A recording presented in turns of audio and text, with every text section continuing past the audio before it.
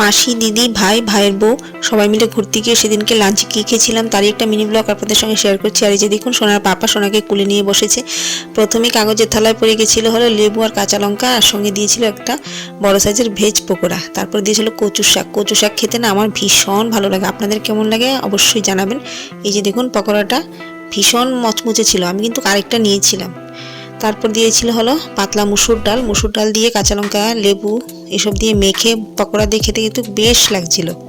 আর তারপরে দিয়ে দিয়েছিল হলো নিরামিষ সবজি, পাঁচমিশালি সবজি, মোটামুটি ছিল, বেশ ভালো না আবার খারাপও না।